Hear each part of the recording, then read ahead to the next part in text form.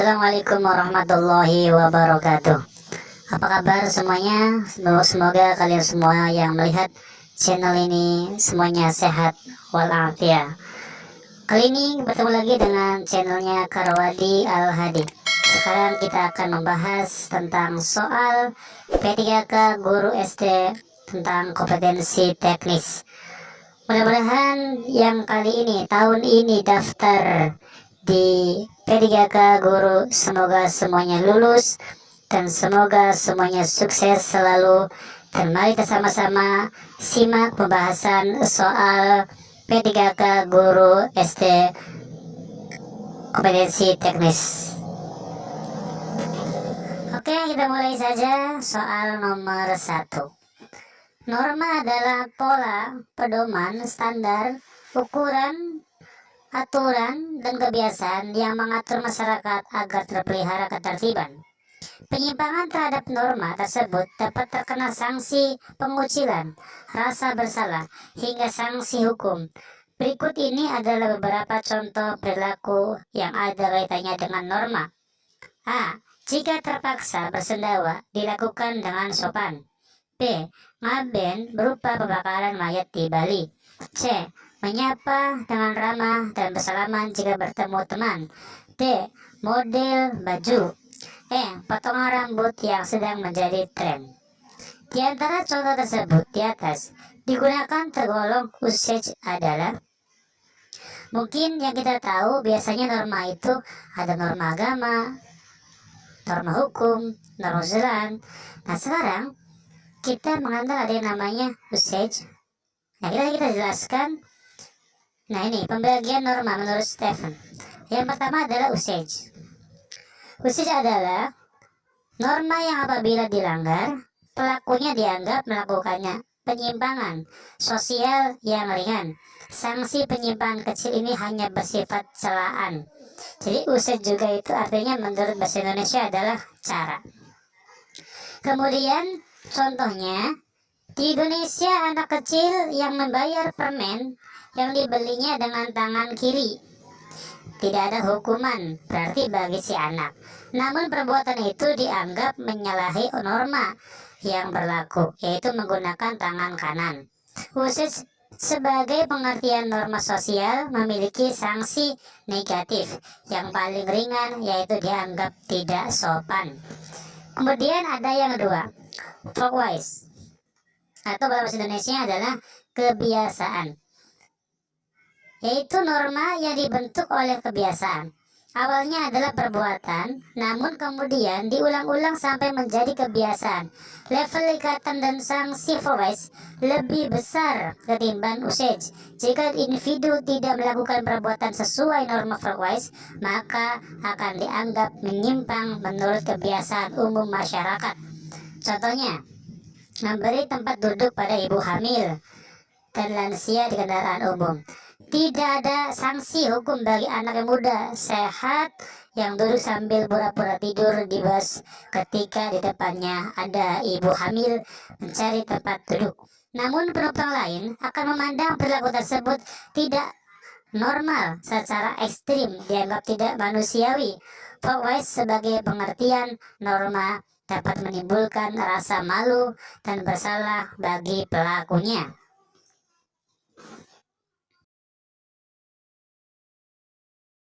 Selanjutnya, 3. Mores.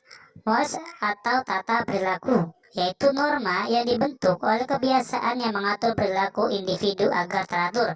Kekuatan mores lebih tinggi dibanding folkwise. Mores adalah norma pengatur. Sebagai contoh, mores mengatur kita untuk tidak menjadi kanibal. Apa itu kanibal? Yaitu orang yang memakan daging manusia. Ketika kita menemukan sedang makan daging manusia, kita akan mendapat sanksi yang keras, bisa hukuman atau minimal tidak lagi dianggap sebagai manusia. Kemudian yang selanjutnya, mores juga sebagai pengertian norma mengatur agar perilaku individu tetap dalam koridor manusiawi. Kemudian yang keempat, Custom. Custom atau adat. Norma adat berada pada satu level lebih tinggi dari mores. Adat istiadat meliputi tata kelakuan yang menyatu pada pola perilaku masyarakat adat. Ikatan adat berasal dari tradisi turun-temurun yang berlaku sangat kuat. Jika dilanggar, sanksi yang diberikan adalah sanksi adat. Norma dan sanksi atau penghargaan atau hukuman sudah ditentukan turun-temurun sesuai adat.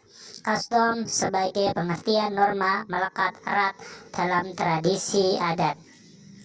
Jadi yang kelima, laws. Laws adalah norma yang bersifat formal yang berupa aturan tertulis, atau kita sudah tahu yaitu norma hukum atau laws. Nah, kita mulai lagi ke soal. Nah, di sini soal mana yang tergolong contoh dari perilaku yang ada kaitannya dengan norma usage. Kesimak. Yang A, jika terpaksa bersendawa dilakukan dengan sopan, itu termasuk usage. Kemudian yang ke B, hampir berupa pembakaran mayat termasuk kostum. Yang C, menyapa dengan norma yaitu folkwise. Kemudian yang D atau model baju itu termasuk contoh dari norma usage, ya.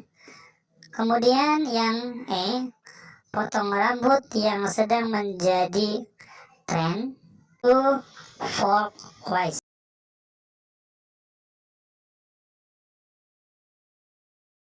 Jadi jawaban yang betul adalah A, yaitu A dan D. Ini termasuk atau tergolong usage. Yang 20, Bu Dewi sedang merancang pembelajaran dengan tujuan mencermati ungkapan atau kalimat saran, masukan, penyelesaian masalah sederhana dalam bentuk teks tulis. Ini yang diminta, tujuannya dilihat teman-teman, mencermati ungkapan. Jadi fokusnya tujuannya adalah mencermati ungkapan. KKU-nya adalah mencermati, ya. Yang ditanyakan adalah kegiatan awal. Kegiatan awal. Oke, kita lihat ya. Yang A, konsep kalimat, ungkapan, saran, dan penyelesaian masalah. Kegiatan awal tidak langsung ke konsep, yaitu di kegiatan ini, jadi bukan. Yang B, mengajak siswa untuk memecahkan masalah sehari-hari. Ini juga bukan, ini bukan masuk di kegiatan awal gitu ya teman-teman. Memecahkan masalah sehari-hari ini maksudnya di kegiatan inti. Kemudian yang C, mengajak siswa untuk mencermati suatu permasalahan dan cara penyelesaiannya. Ini ada mencermati suatu permasalahan dan cara penyelesaiannya, ini masuk gitu ya. Kemudian yang D, memberi pertanyaan siswa tentang suatu kasus. Ini juga masuk di kegiatan awal. Biasanya kegiatan awal kan ada 3. Ada menyampaikan tujuan pembelajaran, menyampaikan tujuan pembelajaran, kemudian kegiatan persepsi, bisa bentuknya pertanyaan, macam-macam ya. Kemudian motivasi, ya. Yang meminta pendapat atau komentar siswa tentang suatu peristiwa, ini juga masuk di kegiatan awal, tapi tidak sesuai dengan tujuan, karena tujuannya adalah mencermati ungkapan. Mencermati ungkapan atau kalimat saran, gitu ya. Jadi jawaban yang paling tepat adalah yang C, mencermati suatu permasalahan, gitu ya. Kita mulai dulu dengan pembelajaran IPS, ya. Unsur-unsur kebudayaan adalah salah satu cara untuk memahami budaya atau kebudayaan, karena dengan mengetahui unsur-unsurnya, paling tidak kita akan mendapatkan gambaran tentang kebudayaan secara lebih baik, ya. Unsur-unsur kebudayaan meliputi semua kebudayaan manapun di dunia, baik yang kecil, bersahaja, atau terisolasi, maupun yang besar, kompleks, dan jaringan hubungan yang lebih luas. Urutan unsur kebudayaan universal dari yang paling sulit ke paling mudah berubah adalah titik-titik.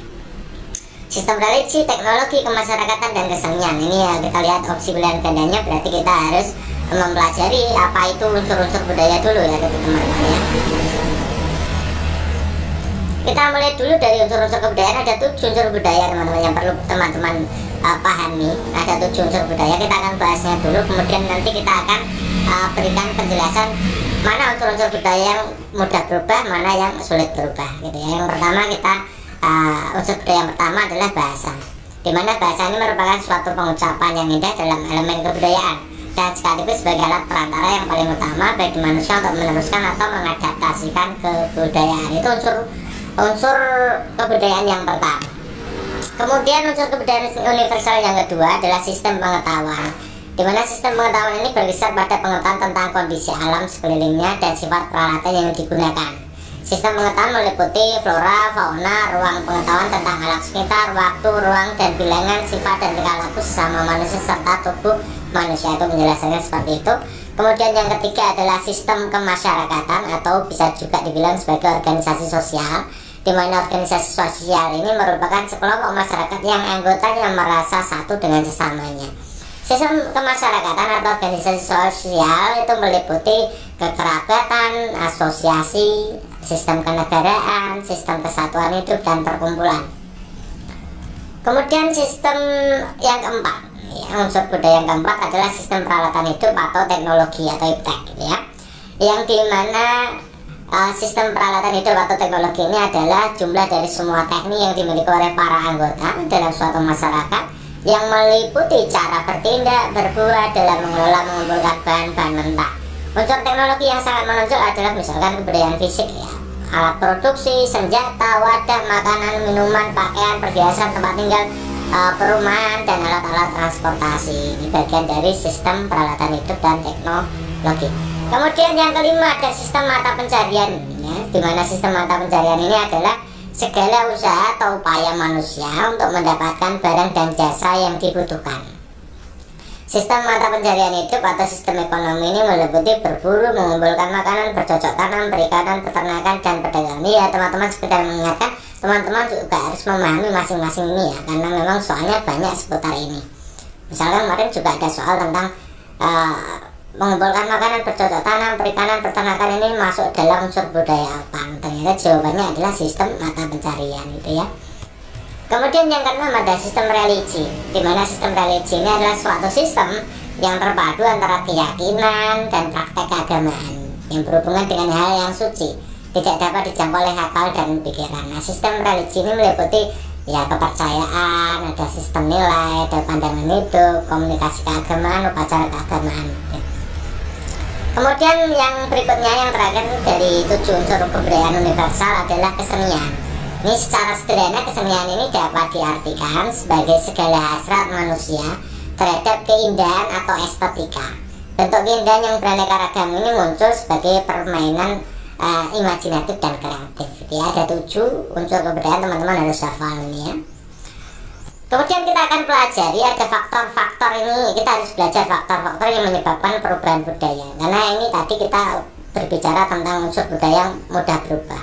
Berarti kita harus belajar dulu apa-apa yang menyebabkan perubahan budaya itu. Yang pertama ada perubahan jumlah penduduk, ada penemuan-penemuan baru, ada terjadinya konflik, peperangan di suatu wilayah, dan adanya kebudayaan dari luar yang masuk ke Indonesia. Ini yang mempengaruhi. Jadi nanti kita akan analisa faktor yang mempengaruhi ini ke dalam unsur-unsur budaya tadi.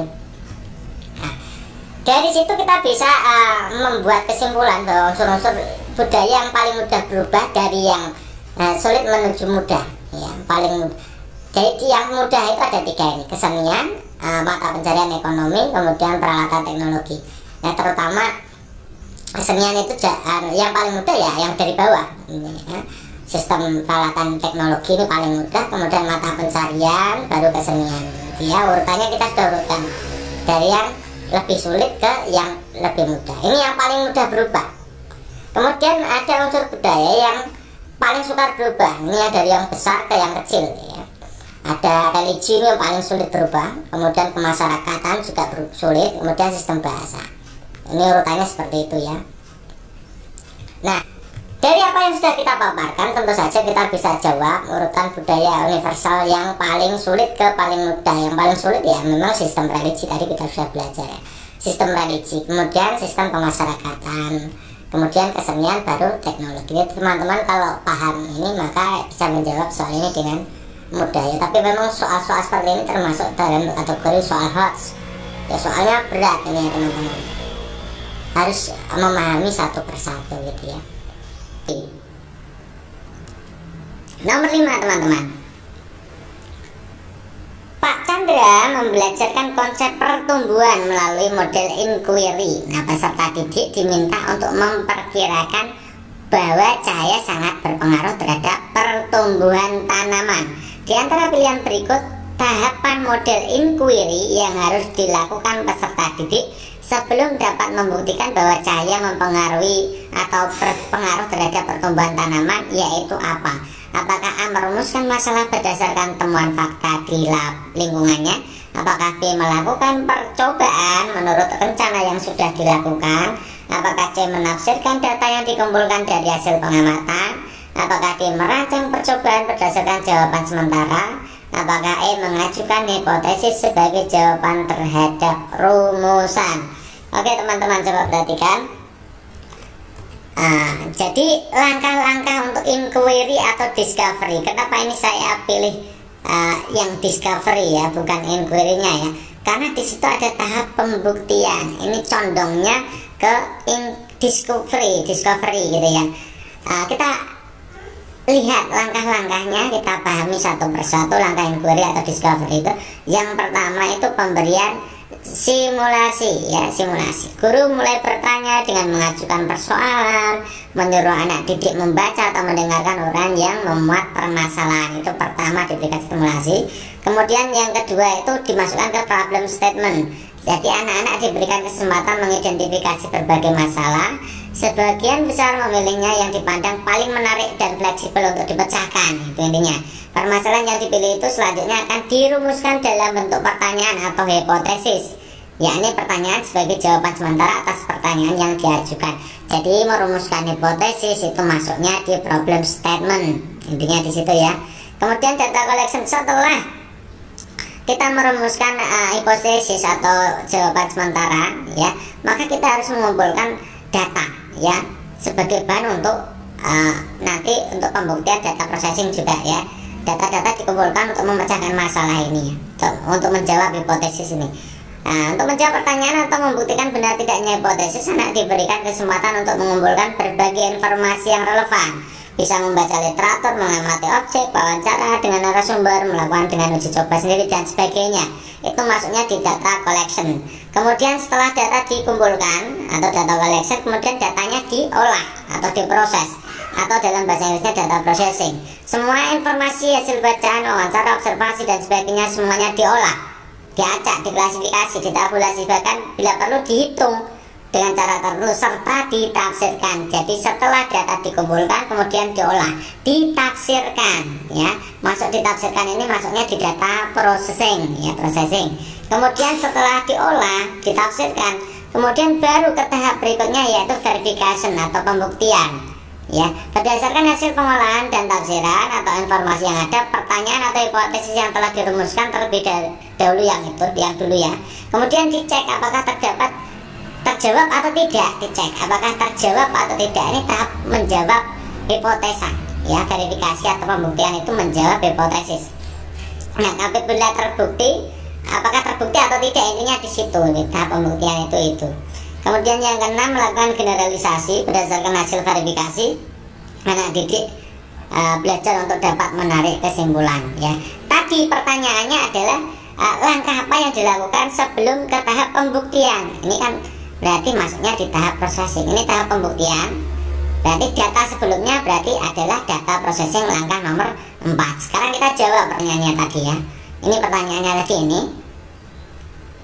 Kita lihat tadi ya, langkah-langkahnya kita tuliskan di sini. Ada simulasi, problem statement, data collecting, data processing, verifikasi atau pembuktian, dan generalisasi. Oke, kita jawab. Berarti sebelum pembuktian itu berarti masuknya data processing ya, nomor 4 berarti. Kita ambil yang A, merumuskan masalah berdasarkan temuan fakta. Nah, perumusan masalah tadi masuknya di problem statement, berarti langkah nomor 2. Melakukan percobaan itu berarti tahapnya data collection ya, data collection nomor 3 berarti. Menafsirkan data berarti masuknya di data processing, keempat berarti. Merancang percobaan, perancangan percobaan itu bersama dengan data collection berarti nomor 3 ya. Kemudian yang E, mengajukan hipotesis. Ini masuknya di problem statement, tadi kita sudah bahas ya, nomor 2. Jadi data yang digunakan sebelum ke pembuktian, langkah yang dilakukan sebelum tahap pembuktian adalah data processing, berarti nomor 4. Jadi jawabannya adalah C. Nomor 9, kita diminta untuk membaca ilustrasi. Ilustrasinya begini.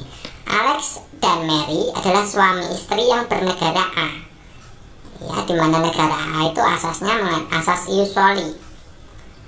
Mereka berdomisili di negara B yang berstatus asas ius sanguinis. Kemudian dilahirkan anak mereka, yaitu Amel. Dari ilustrasi di atas, status keluarga negaraan Amel apa? Coba kita bahas satu persatu ya. Kita lihat ya. Kalau ius soli itu menjadi keluarga negara itu jika tempat lahirnya, kelahirannya, tempat lahirnya itu di negara itu ya. Jadi hubungannya dengan tempat lahir. Alex dan Mary itu bernegara A, menganut asas ius soli, maka tempat lahirnya Alex dan Mary itu di ya A itu ya gitu. Kemudian kalau ius sanguinis itu berdasarkan keturunan atau anaknya dari siapa. Misalkan anak dari negara A, maka dia anaknya harus berkeluarga negaraan A gitu ya. Dasarnya adalah pertalian darah atau keturunan gitu. Nah, kita lihat ini kita lihat satu persatu. Apa itu tadi kasusnya? Oke, saya tuliskan di sini. Jadi Alex dan Mary itu bukan warga negara B yang jelas ya. Kan Alex dan Mary kan berkeluarga negaraan A. Dia berdomisili atau tinggal di negara B, tapi bukan warga negara B ya, karena dia warga negara A ya. Jadi Alex dan Mary itu bukan warga negara B ya, sehingga jelas Amel yang lahir di negara B itu dengan berasas sanguinis pasti tidak dapat diakui sebagai warga negara B ya. Kenapa? Karena orang tuanya, kalau asas sanguinis tadi itu kan berdasarkan keturunannya. Karena si Amel itu bukan ada anak dari Alex dan Mary, dan Alex dan Mary itu bukan warga negara B, maka otomatis anaknya juga bukan warga negara B, kan berdasarkan keturunan. Kalau orang tuanya bukan negara B, otomatis anaknya juga bukan negara B kalau menggunakan asas sanguinis gitu ya. Jadi kesimpulannya Amel itu bukan warga negara B. Sekarang kita lihat yang ini.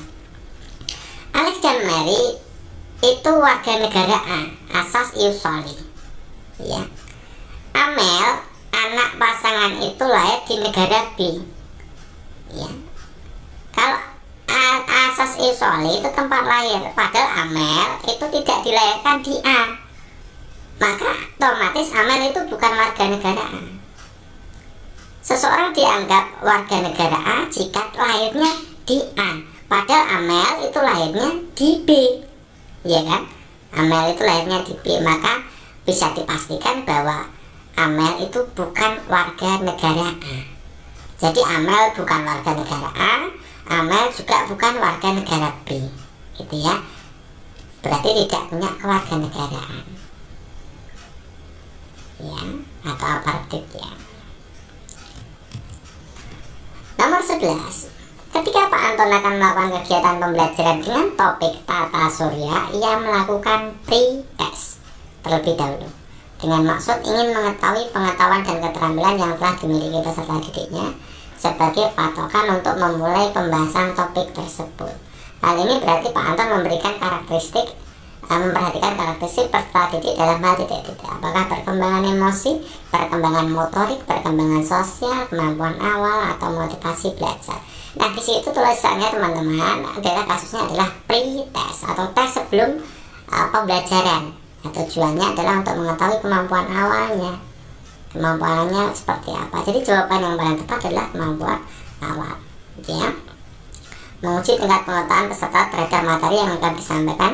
Kegiatan pre-test dilakukan sebelum kegiatan pembelajaran diberikan. Tadi kita sudah brief. Ya, manfaatnya apa? Untuk mengetahui kemampuan awal. Kalau post test itu untuk memperoleh gambaran tentang kemampuan yang telah dicapai setelah berakhirnya penyampaian pelajaran. Kalau post test itu contohnya di perkembangan emosi opsi A, itu hasil dari post test ya. Perkembangan motorik itu juga post test, perkembangan sosial itu juga post test, motivasi belajar itu tahunya ya dari post test, bukan dari pretest gitu ya. Jadi jawabannya yang merupakan karakteristik warta titik pada soal itu adalah kemampuan awal.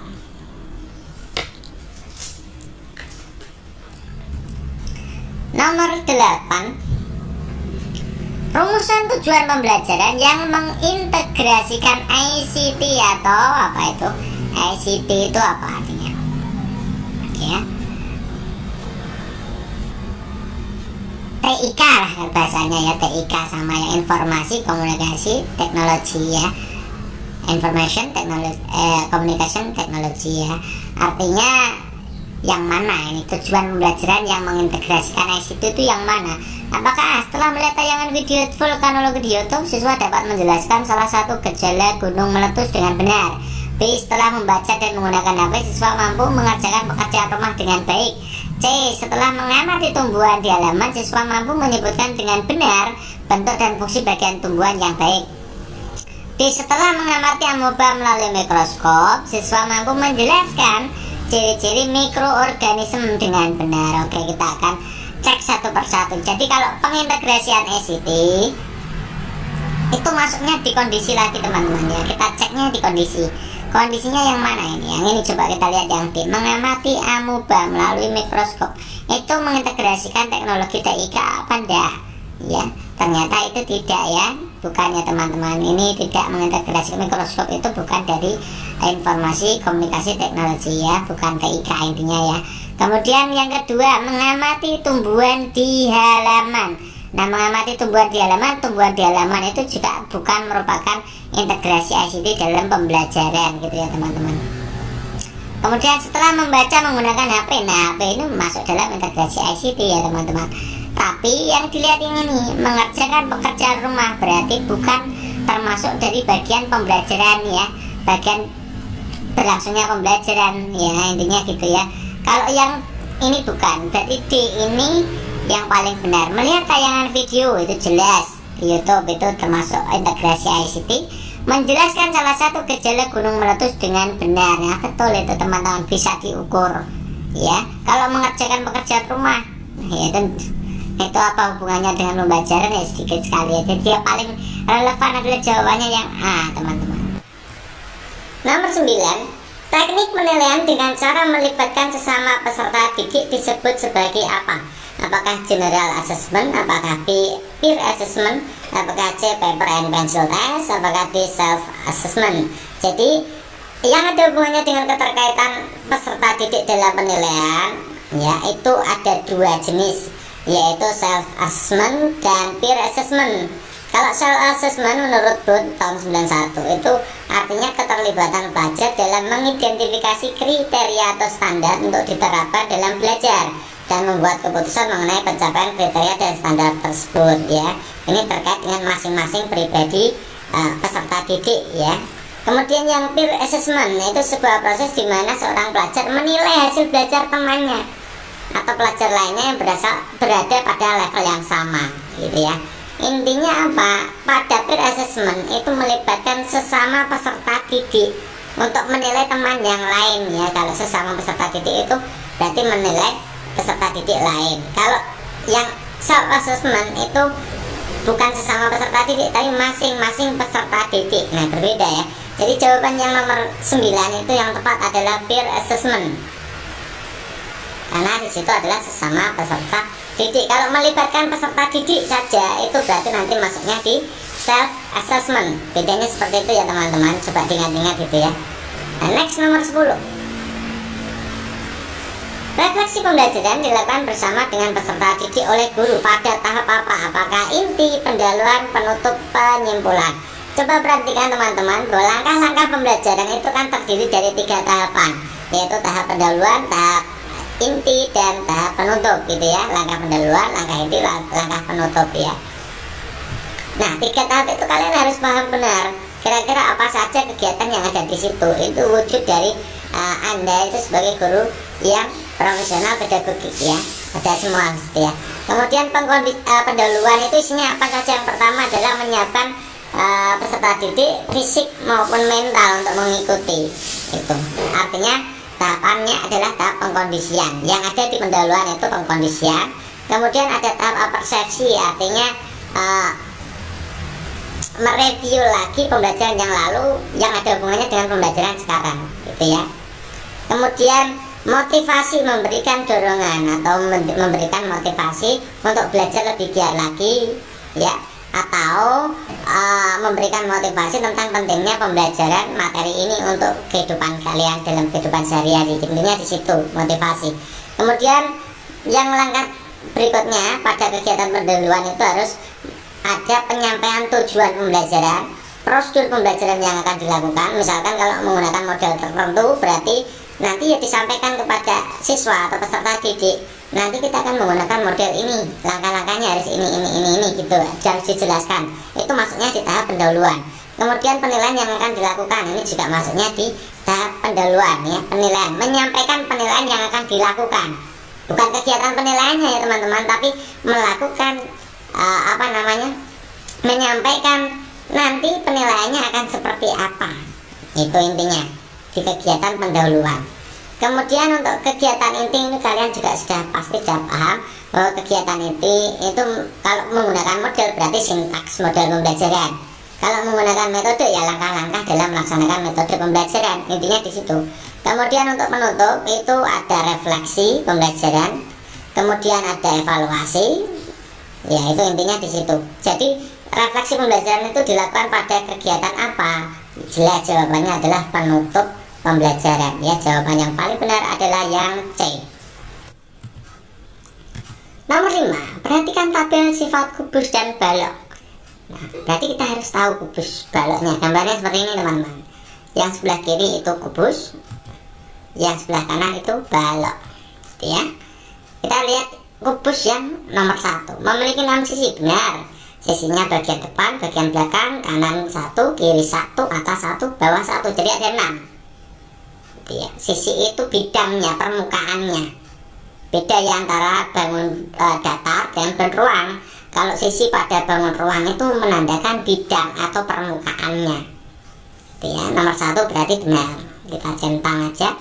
Kemudian nomor 2, semua rusuk sama panjang. Pada kubus apakah semua rusuknya sama panjang? Yes. Jadi semuanya kubus, semua rusuk pada kubus sama panjang. Baik AB, itu rusuk AB, rusuk itu garisnya teman-teman ya. BC itu juga sama. BF itu sama. CG itu juga sama. Ya. Kemudian memiliki 8 rusuk, kita hitung. Rusuk tadi garisnya ya, dihitung ya. Nah, ternyata rusuknya itu bagian bawah ada 4, bagian yang tegak itu ada 4, dan bagian atas ada 4. Harusnya 4, jadi 12. Nah, ini ditulis 8, berarti yang ketiga ini salah gitu ya. Kemudian balok, lihat yang sebelah kanan. Balok memiliki 12 rusuk, coba garisnya teman-teman hitung. Itu benar tepat, ada 12 ya. Oke. Semua sisi persegi, nah ini salah ya. Karena balok itu sisinya bentuknya persegi panjang gitu ya. Jadi ini salah. Kemudian sisi berhadapan sama luasnya. Nah, misalkan sisi depan atau ABFE, teman-teman lihat ABFE itu berhadapan dengan DCGH. DCGH itu yang bagian belakang.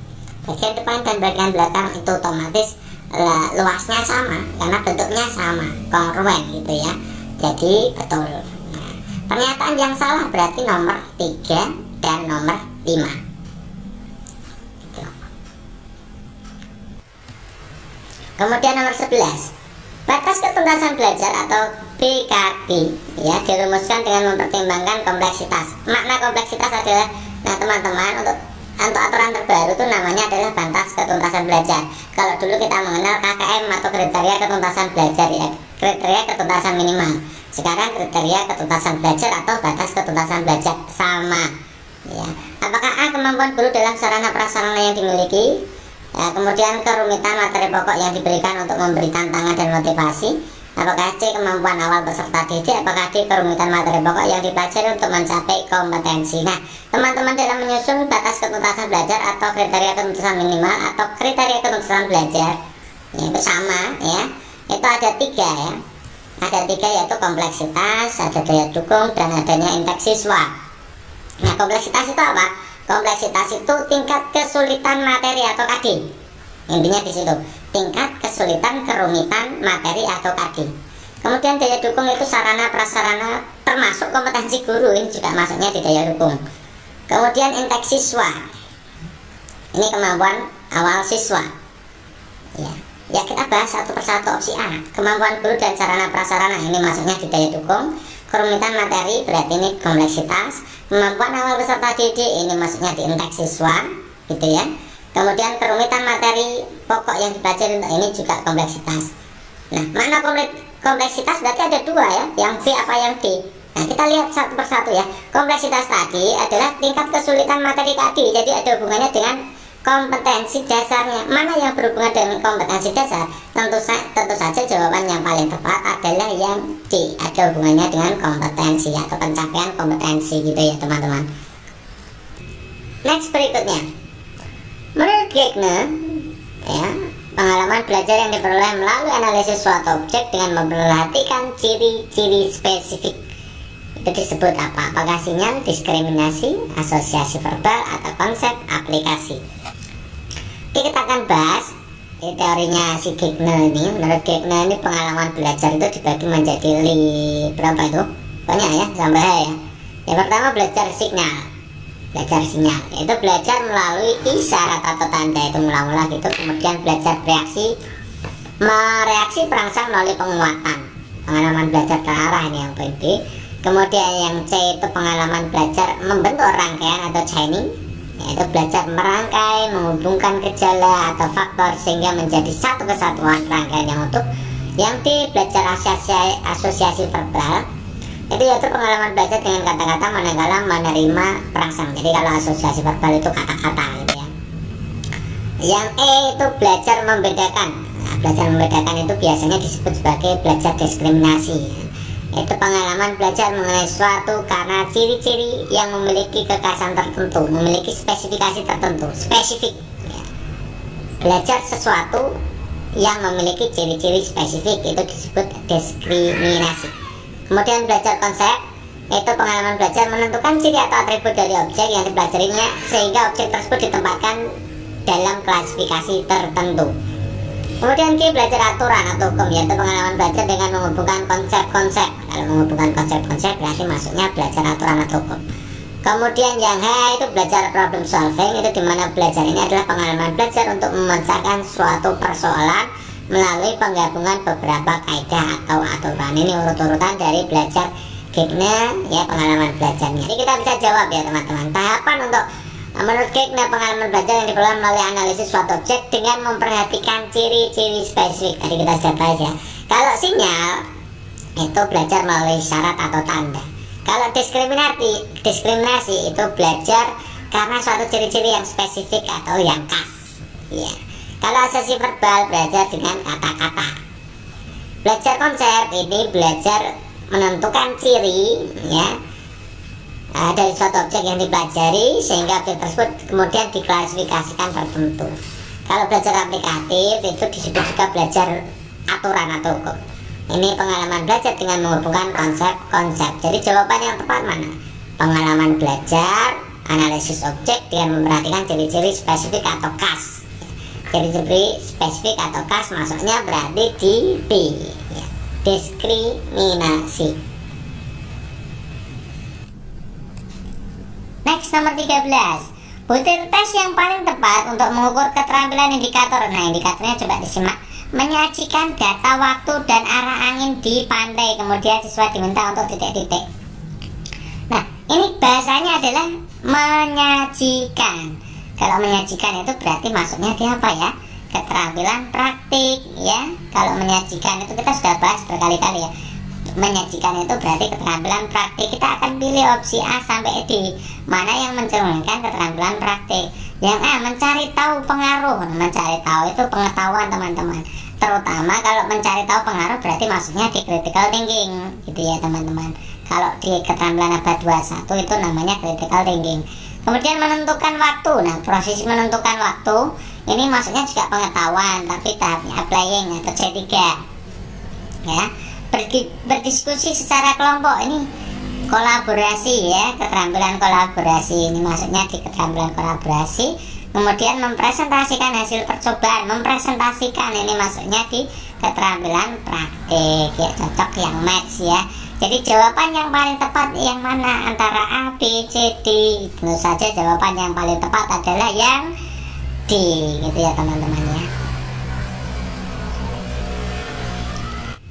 Next, berikutnya, pada suatu proses pembelajaran yang kebetulan hari itu bertepatan dengan peringatan Hari Sumpah Pemuda, guru sebelumnya telah mengimbau kepada peserta didik untuk mengenakan busana daerah yang masing-masing. Nah, tindakan guru tersebut memperhatikan karakteristik peserta didik, terutama aspek apakah minat, moral, status sosial, etnis, atau motivasi. Kita akan bahas satu persatu ya.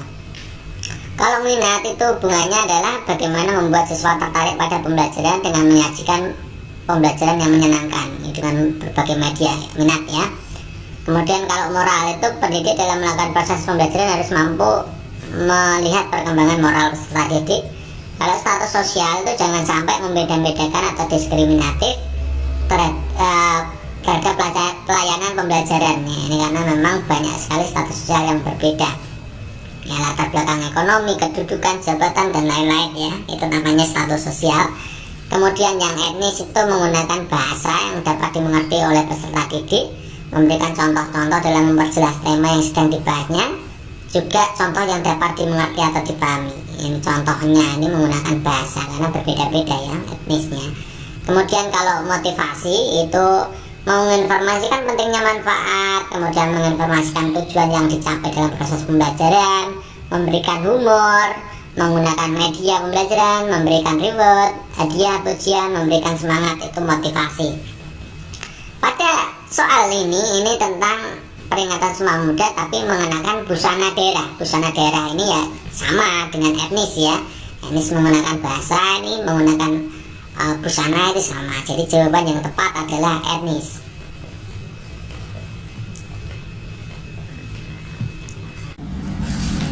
Nomor 17, ada indikator pencapaian kompetensi atau IPK berorientasi HOTS yang paling tepat yang mana? Apakah A, siswa mampu menulis kata tanya dengan bahasa yang benar. B, siswa mampu menjelaskan tentang macam-macam kata tanya.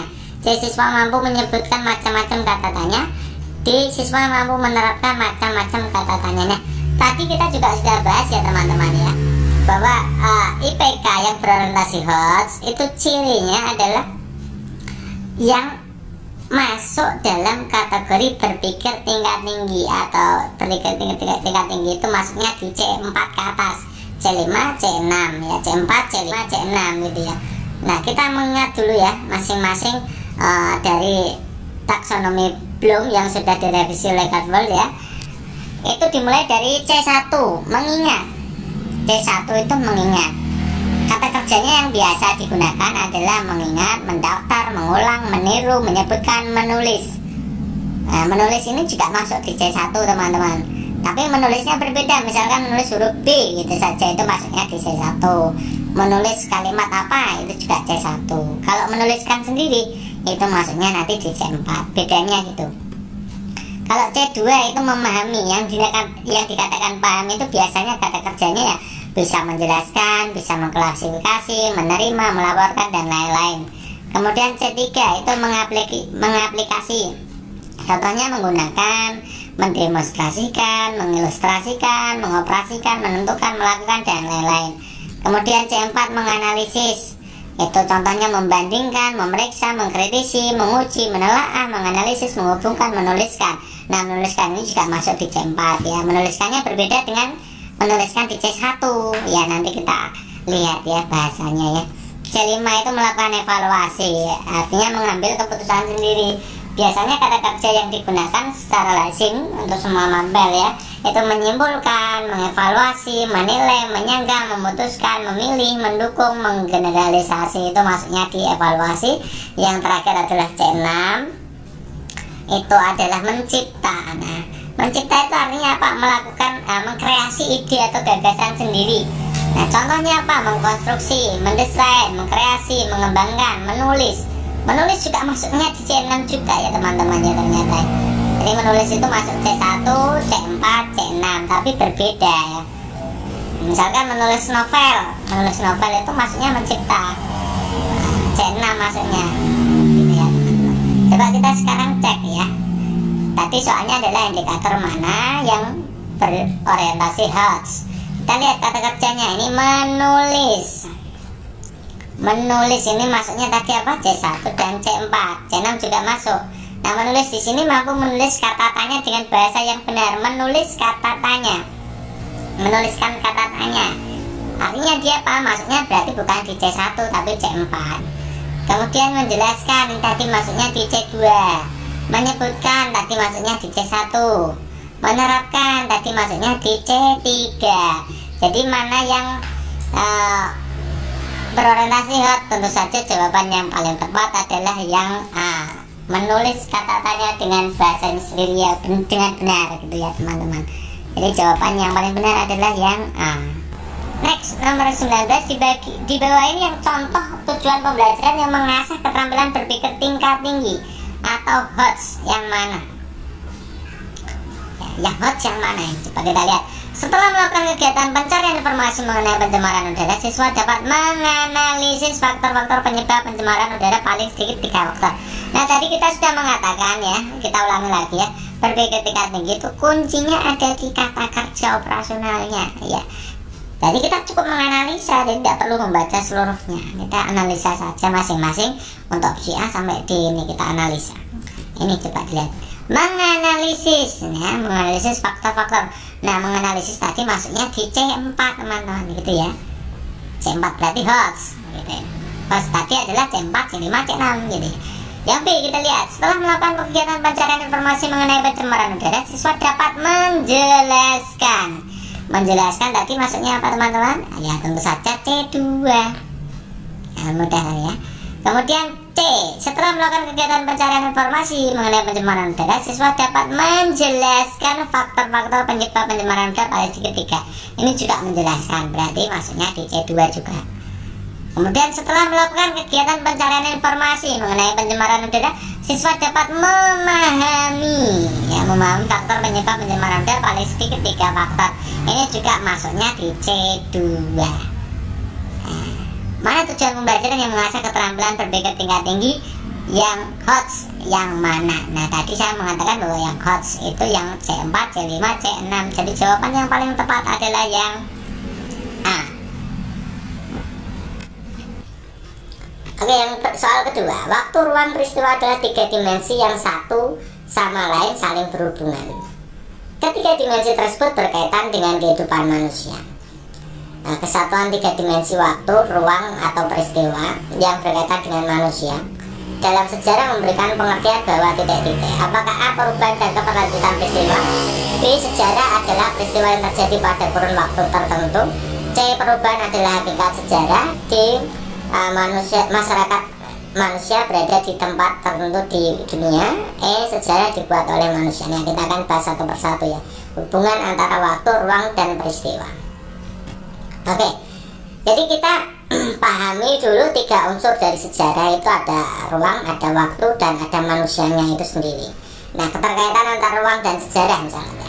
Ruang ini proses terjadinya peristiwa atau tempat jalan berlangsungnya peristiwa itu namanya ruang. Jadi hubungannya ruang dengan sejarah paham ya. Jadi tempat terjadinya peristiwa itu namanya ruang. Kemudian hubungannya antara ruang dengan sejarah. Yang kedua hubungannya antara manusia dengan sejarah. Manusia itu sebagai subjek dan sekaligus objek dalam sejarah ya, unsur kedua manusia ya. Unsur pertama tadi adalah ruang, yang kedua adalah manusia. Kenapa? Manusia sebagai subjek artinya manusia itu pelaku sejarah. Sejarah pada akhirnya adalah hasil perbuatan manusia, itu namanya subjek sejarah. Kemudian kalau manusia sebagai objek sejarah itu artinya manusia adalah pokok pembicaraan atau kajian atau penelitian dan sebagainya dalam sejarah. Jadi hubungan antara manusia dengan sejarah. Karena ada 3 tadi ya, unsur dari sejarah itu ada ruang, ada waktu, dan ada manusia. Nah, ini hubungannya manusia dengan sejarah kita sudah jelaskan. Kemudian kita akan hubungkan ruang, waktu, manusia dalam proses peristiwa sejarah. Jadi ruang dan waktu dan manusia itu sendiri melakukan interaksi secara runut atau kronologis serta berkesinambungan sehingga membentuk apa yang dinamai dengan sejarah. Itu tiga-tiganya ini saling berkaitan satu sama yang lain. Nah, kita kembali ke soal. Waktu, ruang, peristiwa adalah tiga dimensi yang satu sama lain saling berhubungan. Tadi kita sudah jelaskan ya. Ketiga dimensi tersebut berkaitan dengan kehidupan manusia. Kesatuan tiga dimensi, waktu, ruang, peristiwa yang berkaitan dengan manusia dalam sejarah memberikan pengertian bahwa titik-titik. Ya, kita bahas satu persatu. Opsi A, lihat ya. Perubahan dan keberlanjutan peristiwa. Perubahan dan keberlanjutan peristiwa tadi adalah hubungan antara waktu dengan sejarah. Kita sudah belajar tadi ya. Kemudian sejarah adalah peristiwa yang terjadi pada, ini tiga-tiganya ada. Sejarah adalah, nah tadi makna sejarah tadi hubungannya dengan waktu, ruang, manusia. Tadi tiga-tiganya ya, makna sejarah tadi ya. Kemudian perubahan adalah hakikat sejarah. Perubahan tadi hubungannya antara waktu dengan sejarah ya. Masyarakat, manusia berada di tempat. Nah, ada hubungannya dengan tempat, berarti hubungannya dengan tempat dan dengan sejarah atau ruang dengan sejarah. Sejarah dibuat oleh manusia, berarti manusia sebagai subjek, maka ini hubungannya antara manusia dengan sejarah. Jadi yang tiga-tiganya ada hubungannya, berarti yang opsi B. Gitu ya teman-teman ya. Cara jawabnya gitu. Ini memang butuh analisa panjang gitu ya, sehingga teman-teman nanti bisa jawab dengan pas tepat. Next, nomor 20 di bawah ini yang termasuk dalam kegiatan pendahuluan. Yang mana ini tentu saja kalian juga bisa jawab semua ya. Nah, kita langsung aja. Opsi A, mengkomunikasikan temuan masalah. Jadi tak mengkomunikasikan itu biasanya masuk di, misalkan di pembelajaran saintifik ya. Di saintifik itu masuknya di langkah pembelajaran teman-teman. Ini masuk di langkah pembelajaran ya, termasuk dari sintak pembelajaran. Mengolah, mengasosiasi, ini juga sintak pembelajarannya di langkah pembelajaran. Kemudian mengevaluasi, kegiatan evaluasi itu bisa masuk di langkah pembelajaran, bisa masuk di penilaian, tapi kebanyakan langkah penilaian itu di penutup. Menyampaikan bahan menarik perhatian, ini masuknya di kegiatan apersepsi teman-teman ya. Apersepsi ini masuknya di pendahuluan. Jadi jawaban yang paling tepat adalah yang D. Nah, kemudian kita akan hubungkan antara waktu dengan sejarah. Tadi ruang sudah, kemudian manusia sudah, kemudian kita yang belajar yang berikutnya adalah hubungan antara keterkaitan waktu dengan sejarah. Tadi ada 4 hal keterkaitan antara waktu dengan peristiwa sejarah. Yang pertama adalah perkembangan, di mana perkembangan masyarakat itu terjadi jika berturut-turut masyarakat bergerak dari satu bentuk ke bentuk lainnya, dari yang sederhana ke bentuk yang lebih kompleks. Contohnya perkembangan masyarakat manusia dari masa lampau hingga masa sekarang, dari sederhana menuju kompleks. Jadi hubungan waktu yang pertama adalah perkembangan. Yang kedua adalah adanya kesinambungan teman-teman. Jadi kesinambungan terjadi jika suatu masyarakat baru hanya melaksanakan adopsi lembaga-lembaga yang lama. Kemudian yang ketiga adalah pengulangan, di mana pengulangan itu terjadi jika peristiwa yang pernah terjadi di masa lampau itu terjadi lagi di masa selanjutnya. Contohnya seperti jatuhnya kekuasaan Presiden Soekarno akibat aksi-aksi para mahasiswa, kemudian juga terjadi lagi gitu ya. Kemudian yang terakhir adalah adanya perubahan, di mana perubahan itu terjadi jika masyarakat mengalami pergeseran. Sama halnya seperti perkembangan, akan tetapi asumsinya adalah dengan adanya perkembangan besar-besaran serta dalam waktu yang relatif singkat. Ini ada perubahan, umumnya sering terjadi akibat pengaruh dari luar. Jadi ada 4 hal hubungan keterkaitan antara waktu dengan sejarah, yaitu perkembangan, kesinambungan, pengulangan, dan perubahan. Berikutnya, masyarakat adalah bagian dari kebudayaan. Nah, kebudayaan lahir dari sumbangsih masyarakat terhadap kehidupan yang dijalani dalam memenuhi segala kebutuhan yang meliputi kebutuhan sandang, pangan, papan. Bagaimana mengatasi kesulitan dalam pemenuhan kebutuhan atau mengelola kebutuhan yang terbatas untuk jangka waktu yang panjang adalah bagian dari sebuah kebudayaan yang lahir dalam kehidupan manusia. Dengan demikian, makna fungsi budaya dalam masyarakat adalah ya. Dengan demikian maka fungsi budaya. Jadi kita akan baca fungsi budaya. Coba kita lihat teman-teman untuk diksi ini teman-teman ya. Ini bagaimana mengatasi kesulitan dalam pemenuhan kebutuhan. Nah, ini terkait dengan bagaimana mengatasi ini kan masih dalam tahapan ide atau gagasan. Karena ini masuk dalam tahapan ide atau gagasan, belum bentuk karya, belum bentuk adaptasi, belum bentuk komunikasi ataupun interaksi, maka ini disebut dalam fungsi budaya sebagai berpikir ya. Ini masih bagaimana mengatasi ini berarti masih dalam bentuk ide ya teman-teman ya, cara menjawabnya seperti itu. Next, ilmu ekonomi merupakan suatu studi tentang perilaku dan masyarakat dalam memilih, menggunakan sumber daya yang langka dan yang memiliki beberapa alternatif penggunaan untuk dapat memproduksi berbagai komoditi, kemudian menyalurkannya baik saat ini maupun di masa depan pada berbagai individu dan kelompok yang ada dalam suatu masyarakat. Nah, berdasarkan ilmu ekonomi tersebut, maka pernyataan yang sesuai kita akan analisa satu persatu teman-teman ya. Yang A, orang kaya tidak perlu menerapkan prinsip ekonomi. Tidak mungkin ya, ini tidak mungkin, tidak bisa ya. Semua manusia harus menerapkan prinsip ekonomi ya. Modal sedikit-sedikitnya untuk mendapatkan hasil sebanyak-banyaknya, uang sedikit-sedikitnya untuk mendapatkan hasil sebanyak-banyaknya. Itu semua orang harus menerapkan prinsip itu. Kemudian yang B, prinsip ekonomi hanya bisa diterapkan di bidang ekonomi. Ini tentu saja tidak ya, semua bidang bisa menggunakan prinsip ekonomi ya. Kemudian hanya orang miskin yang menerapkan prinsip ekonomi ini, jelas tidak ya. Kemudian motif ekonomi tidak mempengaruhi tindakan ekonomi. Nah, padahal semua tindakan ekonomi itu didasari atau dilatar belakangi oleh suatu motif ekonomi, motif tertentu gitu ya. Misalkan orang mau memenuhi kebutuhan, maka orang itu bekerja. Nah, bekerja itu adalah salah satu motif ekonomi gitu ya. Tindakan ekonomi, bekerja itu tindakan ekonomi. Motif ekonominya apa? Untuk memenuhi kebutuhan, misalnya untuk membeli sepatu baru dan lain-lain gitu ya. Berarti yang ini yang paling mungkin ya, motif utama tindakan konsumsi adalah memperoleh kepuasan. Nah, ini paling benar gitu ya. Jadi jawaban yang paling benar adalah opsi E.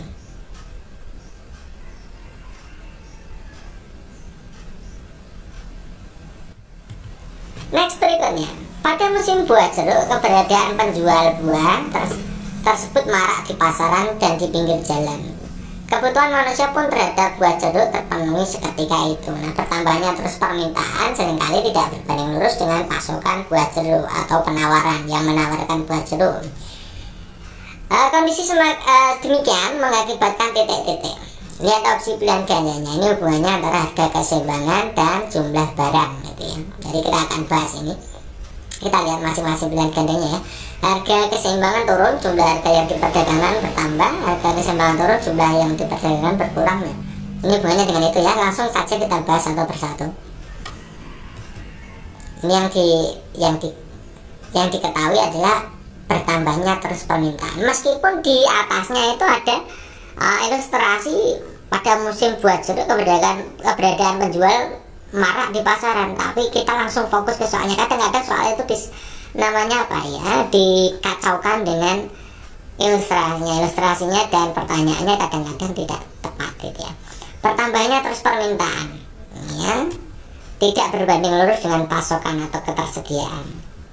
Ini yang menjadi pertanyaan yang ini teman-teman. Fokusnya yang ini, yang atas itu pengecoh gitu ya. Oke, kita harus belajar untuk hukum keseimbangan harga ya. Yang pertama, jika banyak permintaan atau pembelinya banyak, permintaan itu banyak, permintaan targetnya pembeli ya. Jika pembelinya banyak, meningkat, dan stok ketersediaan atau yang menjual termasuk barangnya yang tersedia itu sedikit atau menurun atau berkurang, maka harga otomatis naik, harga keseimbangannya naik ya, meningkat. Kemudian jika stoknya itu yang meningkat tapi permintaan atau pembelinya itu turun, maka harganya akan turun. Itu sesederhana itu yang dinamakan hukum keseimbangan. Nah, mudahnya begini, jika barang yang di pasaran itu melimpah, pembelinya tetap atau berkurang atau sedikit, maka nanti harganya akan turun. Jika pembelinya itu sedikit, jika pembelinya itu banyak, yang butuh itu banyak tapi barangnya langka, maka nanti barangnya akan naik. Itu kan hukum alamnya seperti itu ya, hukum keseimbangannya. Nah, berarti kita bisa jawab ya. Kita lihat opsi A, harga keseimbangan turun, jumlah harga keseimbangan turun. Ini tidak ya, karena yang tambah permintaannya atau pembelinya bertambah. Pembelinya bertambah, maka keseimbangan harganya tidak mungkin turun ya. B juga tidak. Yang C, harga keseimbangan naik, betul. Jumlah yang barang yang diperdagangkan berkurang, benar. Yang C benar. Yang C benar ya. Yang D, harga keseimbangan naik benar, jumlah barang yang diperdagangkan bertambah, tidak mungkin ya, harusnya turun atau berkurang. Yang E, harga keseimbangan naik, jumlah harga yang diperdagangkan tidak berubah. Next, berikutnya kita beralih ke matematika ya teman-teman. Silahkan teman-teman perhatikan baik-baik. Sebenarnya matematika itu bukan soal-soal yang sulit ya, cuma kita itu memang jarang melatihnya. Nanti kalau teman-teman banyak berlatih, itu saya kira teman-teman itu akan mudah sekali dalam mengerjakan seperti ini.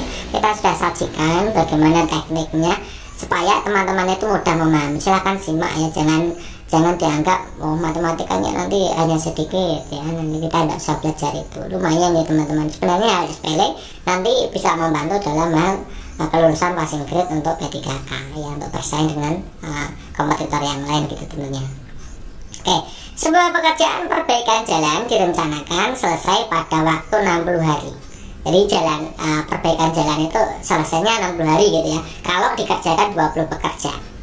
Nah, setelah 12 hari kerja, pekerjaan itu ternyata dihentikan selama 8 hari. Nah teman-teman, tadi rencananya 60 hari, ini sudah bekerja 12 hari, kemudian dihentikan 8 hari. Jika kemampuan setiap pekerja dianggap sama dan agar pembangunan selesai tepat waktu, kan berhenti 8 hari, tapi inginnya tetap selesai, maka perlu tambahan pekerja kan ya, supaya selesainya tepat waktu 60 hari tadi ya. Maka pekerjaan tambahan yang diperlukan adalah titik-titik. Nah teman-teman, ini kalau ada soal seperti ini, intinya ada perubahan rencana seperti ini, ada waktu berhenti, maka saya sudah buatkan rumus sederhananya seperti ini teman-teman. Silahkan teman-teman pahami ini. Yang pertama teman-teman harus paham PM itu saya singkat dengan pekerja mula-mula. Pekerja mula-mula rencananya berapa. Kemudian WB itu waktu berhenti. Ingat ya teman-teman, PM itu pekerja mula-mula, WB itu waktu berhenti. Kemudian SW itu sisa waktu ya. Kemudian yang TP itu tambahan pekerja, yang ditanyakan kan banyaknya pekerja tambahan atau tambahan pekerjanya. Oke ya. Sekarang kita lihat pekerja mula-mula pada soal ini kan rencananya ada 20 pekerja, maka pekerja mula-mulanya kita tulis 20 kan gitu ya, mudah ya. Kemudian waktu berhenti WB-nya, dilihat WB-nya waktu berhenti dihentikan berapa hari tadi ya, 8 hari, maka kita tulis di sini 8 hari. Tuh. Kemudian kita lihat sisa waktunya 60 hari, kan tadi rencananya 60 hari, kemudian sudah dikerjakan 12 hari, kemudian berhenti lagi 8 hari, maka sisa waktunya tinggal 60, kita kurangi dengan apa yang sudah dikerjakan 12 hari, kemudian berhentinya 8 hari ya. Kemudian tambahan pekerjanya kita simbolkan X saja. X tadi adalah tambahan pekerja. Nah, berarti kita bisa tulis 20 per X ya, 20 per X sama dengan 60 dikurangi 12 dikurangi 8 itu 40 teman-teman ya, per 8. Bagaimana cara mencari X? Sederhana begini teman-teman. Teman-teman coba lihat angka 40, X dan 40 itu kan bersilangan ya kan. X itu silangannya dengan 40, maka cara menghitung X-nya ya silangannya ditaruh di bawah. Berarti 20 dikalikan 8, disilangkan ya, 20 kalikan 8, kemudian yang bagian bawah itu selalu silangannya dengan X 40. 20 kali 8 itu hasilnya adalah 160 dibagi dengan 40, nolnya bisa teman-teman buang, berarti angkanya jadi 16 dibagi 4. 16 kalau kita bagi 4 hasilnya akan 4. Nah sesederhana ini teman-teman, jadi eman-eman banget gitu ya, eman-eman banget, atau sayang sekali jika teman-teman tidak paham. Tinggal menghafalkan 4 ini, pekerja mula-mula, waktu berhenti, sisa waktu, dan tambahan pekerja, maka selesai soal yang sesulit ini jadi mudah gitu ya. Jawabannya adalah 4 pekerja. Next berikutnya, ini juga soalnya agak lumayan rumit ya, ini makanya jadi request bang, tolong dong bang ini dibahas. Oke, kita akan bahas. Terdapat 2 buah kelompok data sebagai berikut. Data kelompok pertama yaitu 2AA346, jadi ada 6 data ini ya, 2AA346, rata-ratanya C. Kemudian data kelompok kedua itu ada 2CC4621, ada 7 data, rata-ratanya 7A. Nilai C-nya berapa? Oke, kita simak gini ya. Yang kelompok pertama itu rumus untuk menghitung rata-rata kan kita jumlah, kita bagi dengan banyaknya data. Kita jumlah 2A, A, 3, 4, 6. Kita tambahkan, kemudian banyaknya data kan ada 1, 2, 3, 4, 5, 6, ada 6 gitu ya. Rata-ratanya kita masukkan, tadi rata-ratanya adalah C. 2 ditambah 3 itu 5, ditambah 4 itu 9, ditambah 6 itu berarti 15. A ditambah A ketemunya 2A, berarti 15 ditambah 2A per 6. Nah, per 6 ini kan kita pindahkan ke ruas kiri. 6 itu di ruas kanan, karena di situ per, maka kalau per itu bagi ya teman-teman. Kalau kita pindahkan ruas ke ruas kiri, maka kita kalikan, jadi 6 kali C atau 6C itu sama dengan 15 ditambah 2A. Nah, kita bisa disederhanakan, kita ubah ke variabel A saja ya. Jadi pindahkan 15 ke ruas kiri, jadi 6C dikurangi 15 kan positif di ruas kanan. Kalau kita pindah ke ruas kiri kan jadi negatif gitu ya. Jadi 6C dikurangi 15 sama dengan 2A, atau 2A itu 6C dikurangi 15 ya. Kita tukarkan dua-duanya boleh gitu ya. Boleh dibaca dari belakang, boleh dibaca dari depan. Maka A nya adalah 6C itu kita bagi 2 kan 3C gitu ya. 15 kita bagi 2 kan ketemunya 7,5 gitu ya. Kita tulis gini. Nah, itu kita sudah selesai ke rata-rata kelompok 1, sudah kita olah. Kita masuk ke rata-rata kelompok 2. Rata-rata kelompok 2 kita jumlahkan 2 tambah C tambah C tambah 4 tambah 6 tambah 2 tambah 1, jumlah datanya ada 7 ya. Rata-ratanya tadi 2A, 2 tambah 4 6 tambah 6 itu 12 tambah 2 14 tambah 1 15. Jadi 15 tambah C nya ada 2, jadi 2C. Sama dengan yang tadi, kita pindahkan 7 ke ruas kanan, jadi 7 kali 2A ya, sama dengan 15 tambah 2C. 7 kali 2 itu berarti 14A gitu ya. Nah, berarti ini 14A dikurangi 15, pindahkan sama seperti tadi, sama dengan 2C, atau kalau kita baca 2C nya ke depan, jadi 2C sama dengan 14 dikurangi 14A dikurangi 15 gitu ya. Maka C nya adalah 7A dikurangi 7,5 ya. 14 bagi 2 kan 7, 15 bagi 2 7,5. Nah, kita nanti masukkan A nya itu yang tadi yang kita ketemukan di rata-rata 1 tadi. A nya sama dengan 3C dikurangi 7,5 ini ya. Berarti kita masukkan A nya 3C dikurangi 7,5 ya. Apa yang sudah kita ketemukan tadi ya, kesimpulan dari rata-rata 1 tadi kita masukkan di sini. Kita gantikan A nya dengan 3C dikurangi 7,5. Jadi 7 kali 3C dikurangi 7,5 dikurangi 7,5. Nah, 7 kali 3C 21C, 7 kali 7,5 jawabannya 52,5 ya. Dikurangi 7,5, nah ini min 52,5 min 7,5. Nah ini jadi jawabannya min 60 gitu ya. Dikurangi 52,5 dikurangi 7,5 kan berarti sama dengan dikurangi 60 ya kan. Nah kita pindahkan ruas ya. Ini C dan C ini kita pindahkan ruas. Yang 21C kita pindah ruas kiri karena di situ positif, maka kita kalau pindahkan ruas kiri jadi negatif gitu ya, seperti ini. Nah C dikurangi 21C itu ketemunya kan negatif 20C ya kan? Sama dengan negatif 60, maka C nya bisa hitung negatif 60 kita bagi dengan negatif 20 kan gitu. Negatif dibagi negatif kan positif, jadi C nya adalah 3. Nah, ketemu C nya 3. Nah ini jawabannya berarti C nya adalah 3. Nah sebenarnya soal-soal seperti ini mudah teman-teman ya, asal teman-teman itu tekun maka itu tidak menjadi masalah gitu ya. Silakan teman-teman kalau belajar seperti ini ya teman-teman, ini setelah menonton video ini silakan teman-teman tulis soalnya kemudian dikerjakan sendiri. Kalau tidak bisa baca lagi di videonya seperti apa, kalau masih salah ya kemudian ditulis lagi itu ya, caranya begitu. Kemudian nanti kita cari soal-soal yang lain yang kira-kira sama cara pengerjaannya dengan seperti ini. Nah, nanti baru bisa ya, cara belajarnya seperti itu. Next berikutnya ini soalnya panjang sekali, silakan teman-teman simak. Pak Nandi ingin menerapkan pembelajaran berdasarkan teori Brunner. Jadi teman-teman harus paham ya teori Brunner pada materi penjumlahan dua buah bilangan bulat 4 tambah 2. Secara garis besar urutan pembacaan yang dilakukan oleh Pak Nandi adalah titik-titik. Nah, kita tidak perlu membahas dulu ya untuk opsi pilihan gandanya. Nanti kita akan analisa satu persatu. Yang paling penting kita paham dulu teori Brunner. Nah, kita akan jelaskan teori Brunner. Tentunya teori Brunner teman-teman sudah hafal ya, ada 3, yaitu tahap enaktif, yang kedua tahap ikonik, dan yang ketiga adalah tahap simbolik gitu ya. Kita akan pelajari satu-satu ya. Tahap enaktif itu penyajian ini dilakukan dengan anak itu memanipulasi objek secara langsung ya.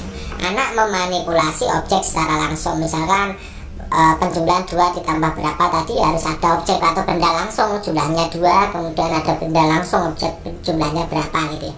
Memanipulasi objek secara langsung itu tahap pertama, awal mulanya harus enaktif dulu. Kemudian yang kedua adalah tahap ikonik. Tahap ikonik ini bendanya tadi tidak secara langsung, sudah bentuknya bentuk gambar ya, bentuk gambar, bentuk grafik, gambar-gambar, intinya seperti itu ya. Jadi anak-anak itu sudah tidak memanipulasi benda secara langsung, tapi benda-benda dalam wujud gambar, misalkan gambar pulpen, gambar pensil jumlahnya 3 gitu ya, sudah bukan benda lagi tapi sudah bentuk gambar. Itu tahap berikutnya. Kemudian tahap yang terakhir adalah tahap simbolik atau simbolis ya. Pada tahap ini anak-anak kan karena sudah paham tahap enaktif, sudah masuk di tahap ikonik. Kemudian yang terakhir ini anak-anak itu sudah bisa untuk menggambar atau memanipulasi bentuknya simbol. Misalkan ada 7 pensil, bukan gambarnya 7 pensil lagi, tapi bentuknya sudah menjadi angka 7. Itu anak-anak sudah bisa mengabstraksikan bahwa 7 itu berarti artinya 7 buah pensil gitu ya. Itu namanya 7 tahap simbolik gitu ya. Ada teori Brunner, ada 3 ini teman-teman silakan pahami. Tentu saja teman-teman sudah banyak ya yang bisa, karena kita sudah belajarnya mulai dari bulan Desember kemarin gitu ya. Bagi teman-teman yang baru gabung ya silahkan teman-teman itu nanti belajar dari awal Desember. Videonya dari Desember sudah kita terbitkan, mungkin ada ratusan video ya. Jadi teman-teman itu harus belajar satu persatu, step by step gitu ya. Oke, kembali ke soal. Jadi kita langsung analisis satu persatu dari opsi A. Tadi urutannya apa? Enaktif, ikonik, simbolik. Urutannya harus seperti itu, tidak boleh berubah ya. Kita lihat yang opsi A. Menggunakan benda konkret berarti itu adalah enaktif. Siswa diminta menghitung semua penghapus, kemudian menyimbolkan. Nah, berarti ini simbolik ya. Selanjutnya menggambarkan, berarti ini enaktif. Ini jelas salah ya teman-teman. Urutannya kenapa enaktif, simbolik, ikonik? Harusnya kan enaktif, ikonik, simbolik. Jadi ini opsi A ini jelas salah. Urutannya tidak tepat. Yang B, menggambar model gambar. Menggambar model ini berarti ikonik. Ini jelas salah ya. Yang kedua menyimbolkan, ini simbolik, kemudian baru enaktif, ini jelas salah ya, urutannya tidak tepat. Yang C, menggunakan benda konkret itu berarti enaktif, benar. Kemudian menggambarkan model penghapus, ini berarti ikonik, benar. Kemudian ini menyimbolkan berarti simbolik, benar. Ini yang opsi C ini benar. Kemudian yang D, menggambarkan model gambar penghapus. Menggambar model penghapus itu ikonik, kemudian menggunakan benda konkret itu enaktif, baru simbolik. Ini jelas salah. Yang terakhir menyimbolkan atau menulis operasi, ini simbolik dulu baru ikonik, kemudian baru enaktif. Ini jelas salah, ini urutannya kebalik semua. Jadi ini jawabannya salah. Jadi jawaban yang paling tepat adalah opsi C gitu ya teman-teman ya. Itu cara menjawabnya seperti itu. Sebenarnya mudah ya. Asal tahu teorinya, kemudian dipahami ya, tidak hanya sekedar tahu ya, tapi juga dipahami teorinya seperti apa, contohnya seperti apa gitu ya. Next berikutnya, dari 10 orang siswa terdiri dari 7 orang putra, 3 orang putri, dibentuk tim cerdas cermat, anggotanya 5 siswa. Jadi ada 10 siswa, 7 putra, 3 putri, akan dibentuk tim cerdas cermat 5 siswa ya, ada 5 orang ya. Banyak tim cerdas cermat yang dapat dibentuk jika paling banyak 2 putri. Nah, berarti berapa? Caranya ada berapa? Kita lihat teman-teman, ini putrinya kan ada 3. Nah, ini timnya akan dibuat itu maksimal dalam satu kelompok itu ya. Dalam satu tim itu 2 putri, maka kita bisa melakukan analisa seperti ini. Maksimal 2 putri, berarti kalau 2 putri berarti putranya ada 3. Ini kasus satunya seperti ini, ya kan? Akan ada 5 orang tadi ya. Kalau 2 putri berarti 3 putra ya. Karena paling banyak 2 putri, maka kemungkinan kedua adalah putrinya hanya 1, maka putranya harus 4, karena satu timnya ada 5 tadi ya. Paling banyak 2 putri, berarti bisa putrinya 1, bisa putrinya 2, bisa semuanya tidak ada yang putrinya, berarti semuanya putra, kan gini. Jadi ada 3 kemungkinan seperti ini teman-teman. Teman-teman harus bisa seperti ini dulu ya. Nah, bagaimana cara menentukan banyaknya cara kalau ada 10 orang siswa ya, dipilih 5 orang, tapi di situ 2 putri 3 putra. Nah, banyaknya cara kita bisa menggunakan kombinasi. Saya tulis 3273 itu maksudnya apa? Coba lihat teman-teman. 32 itu artinya yang bagian putri kita taruh depan, C yang putri itu taruh depan. C32 itu artinya putrinya tadi ada 3 ya kan, diambil 2 kan, di situ 2 putri kan. Nah, putrinya berarti 3 putri diambil 2, putranya tadi ada 7 diambil 3 kan gitu ya. Nah, itu banyaknya cara seperti itu teman-teman ya. Kita akan menghitung C32 dulu. C32 itu caranya, C32 itu 3 faktorial, 2 faktorial, yang C yang atas itu taruh 3 faktorial itu, yang bawah 2 ya 2 faktorial, dikali 3 dikurangi 2 faktorial. Faktorial itu artinya pengalian dari yang besar ke yang kecil. Kalau 3 faktorial berarti bisa ditulis dengan 3 kali 2 kali 1 ya. Kemudian 2 faktorial itu berarti 2 kali 1. Nah, 3 dikurangi 2, 3 dikurangi 2 kan 1 faktorial, kita tulis 1 gitu aja. 3 kali 2 kali 1 itu kan 6 ya, 6 yang bawah 2 kali 1 kali 1 2, jadi 6 dibagi 2 ketemunya 3. Nah, sementara C73 itu kan berarti 7 faktorial, 3 faktorial, 7 dikurangi 3 faktorial, 7 faktorial berarti 7, 6, 5, 4, 3, 2, 1 dikalikan semua. 3 faktorial artinya 3 kali 2 kali 1 ya kan. Kemudian 7 dikurangi 3 itu kan 4, berarti 4 faktorial, berarti 4, 3, 2, 1. Kalau teman-teman setelah selesai menghitung maka jawabannya adalah 35. Teman-teman juga bisa menyederhanakan angka yang sama antara atas bawah, tinggal dicoret saja. Yang sama kan 4, 3, 2, 1 itu coret, jadi 7 kali 6 kali 5 baru dibagi 3 kali 2 kali 1. Nah, jawabannya sama 35 ya. Berarti C32 tadi adalah 3, kemudian C73 nya adalah 35. 3 kali 35 105 ya. Dengan cara yang sama berarti yang peluang kedua 1 putri 4 putra, maka menghitungnya ya kayak seperti ini. 3 putri diambil 1, kemudian 7 putra diambil 4. Dengan cara yang sama ini saya tidak tuliskan satu persatu, nanti kalau kita tuliskan satu persatu akan lama sekali gitu ya. Jadi 3C1 itu sama nilainya dengan 3. Kemudian 7C4 nya sama, yaitu 35. Silahkan teman-teman uji sendiri ya, dicari sendiri. Nah, ini kesempatan teman-teman untuk belajar ya. Sama, nilainya 105. Kemudian bagaimana kalau tidak ada putrinya atau 0 putri semuanya putra? Berarti C30, C75.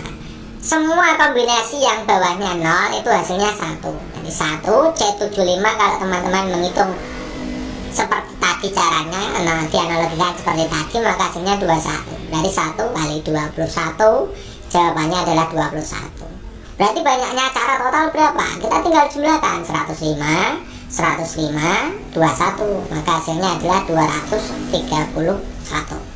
Jawaban yang tepat adalah opsi A, gitu ya. Next, berikutnya, panjang sisi sebuah segitiga siku-siku membentuk barisan aritmatika. Jika keliling segitiga siku-siku tersebut adalah 72, maka luas segitiga siku-siku tersebut adalah, itu pilihan gandanya dibaca sendiri, 432, 206, 412, 216, 225. Bagaimana mengerjakan soal seperti ini? Nah, ini kategori soal yang ya lumayan nih ya teman-teman. Coba kita lihat teman-teman. Jadi teman-teman ini tak kasih ilmu baru. Segitiga siku-siku yang membentuk barisan aritmatika itu pasti ini barisan aritmatika yang sekaligus berlaku aturan Pythagoras itu adalah angka-angkanya adalah kelipatan dari 345. 345 itu kan berlaku Pythagoras, juga termasuk barisan aritmatika. maka kelipatannya juga seperti itu. Misalkan 6, 8, 10 itu juga Pitagoras berlaku, juga barisan aritmatika berlaku. Ini teman-teman yang menjadi kunci seperti ini. Soal-soal seperti ini ya caranya seperti itu. Teman-teman harus ada key-nya atau kata kuncinya. Gitu ya. Kita akan estimasikan karena itu kelipatan 3, 4, 5 sisi-sisinya. Maka kita bisa misalkan sisi-sisinya adalah 3x, 4x, 5x. Nanti kita akan menentukan masing-masing sisinya. Kalau kita gambar ini pasti 3x, ini 5x, ini 4x gitu ya. Yang paling panjang adalah 5x. Nah, karena kelilingnya 72, keliling segitiga kan kita jumlahkan semua ya. Jadi dijumlahkan semua 3x, 4x, 5x kita jumlahkan. Hasilnya adalah kelilingnya adalah 72. Maka 3 tambah 4 kan 12 tambah 5 12x. 12x itu 72. Maka x nya ketemu 72, kita bagi dengan 12 ya. 72 kita bagi 12 hasilnya adalah 6. Oh, x nya ketemu 6. Berarti sisi-sisinya kita bisa hitung satu per satu gitu ya. Sisi pertama adalah 3x. Jadi 3x 3 kali x nya 6, berarti 3 kali 6 ketemunya 18. Jadi sisi yang bawah itu 18. Kemudian sisi yang berdiri 4x, jadi 4 kali 6 ketemunya 24. Sisi yang miring berarti berapa? 5x, 5 kali 6 30. Kalau teman-teman tidak percaya itu berlaku Pitagoras, maka teman-teman bisa menguji apakah 18, 24 dan 30 itu berlaku Pitagoras. Otomatis berlaku gitu ya teman-teman. Nah, yang diminta di situ adalah luas segitiga, tidak hanya sisi tapi luas segitiga. Luas segitiga kan teman-teman tahu ya, alas kali tinggi bagi 2. Pada segitiga siku-siku pasti alas dan tingginya adalah sisi siku-sikunya. Teman-teman bisa membolak-balikan ya. Misalkan yang 4x itu alas, yang 3x itu tinggi boleh. Yang 3x itu alas, yang 4x itu tinggi boleh. Karena pada segitiga siku-siku itu alas dan atasnya alas dan tingginya otomatis pada sisi siku-sikunya. Sisi siku-sikunya gitu ya.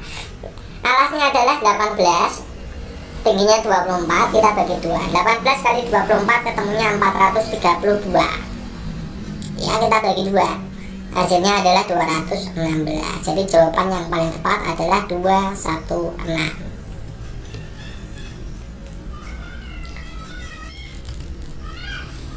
Berikutnya, pada kegiatan pemeriksaan kesehatan diperoleh rata-rata badan siswa kelas 4 itu 40 kg. Ternyata setelah dicek pada hari yang sama rata-ratanya ternyata 41 bukan 40 gitu ya. Karena saat penimbangan awal terdapat kekeliruan saat mencatat berat badan Hikmal yang seharusnya adalah 60 kg tapi di situ ditulis 30 kg. Itu yang nyatat agak ngantuk mungkin gitu ya teman-teman ya. Oke, yang ditanyakan adalah banyaknya siswa kelas 4 berapa gitu ya. Kita tulis dulu rata-rata dari kesalahan hitung. Nah, rata-rata mula-mula yang salah hitung itu ada 40 kg. Banyaknya siswa kan masih sama ya, N. Misal kita anggap N, yang ditanyakan kan N-nya itu nanti. Banyaknya siswa N, rata-ratanya 40. Menurut aturan jumlah, nah, jadi menghitung jumlah apa itu namanya berat badan satu kelas. Satu kelas itu kalau dijumlah berat badannya itu rumusnya sederhana, yaitu mengalihkan antara rata-rata dan banyaknya siswa gitu ya. Karena rata-ratanya 40, banyaknya siswa N, maka kita bisa menulisnya jumlah dari seluruh siswa yang jumlah seluruh berat badan siswa berarti 40N. Ini 40N itu salah gitu ya. Oke, kemudian yang benar ini rata-rata yang benar itu ada 41 kg. Rata-rata banyaknya siswa sama, masih sama N. Nah, menurut aturan rumus kan sigma X atau jumlah dari seluruh keseluruhan berat badan itu perkalian antara rata-rata kalikan N. Rata-ratanya 41 berarti 41 N. Coba teman-teman lihat di situ. Skornya apa tuh namanya, tinggi badannya harusnya 60 kg tapi tercatat 30 kg, berarti jumlah yang benar di jumlah keseluruhan berat badan itu yang benar yaitu jumlah mula-mulanya ditambah 30. Kan selisih 30. Harusnya 60 kg dicatat 30. Berarti tadi jumlah totalnya yang salah tadi harus ditambah 30 dulu gitu ya. Yang salah perhitungan gitu ya. Yang 30 ini belum tercatat gitu ya. Jumlah yang benar tadi 41N, yang salah 40N ditambah 30. Nah, pindahkan ruas, 40N pindahkan ruas, Jadi 41N dikurangi 40N sama dengan 30. Maka 41 dikurangi 40 kan 1 ya, atau N saja. N sama dengan 30. Berarti banyaknya siswa adalah 30 siswa. Nah, gitu caranya mengerjakan. Oke, itu dulu teman-teman untuk pembahasan kali ini.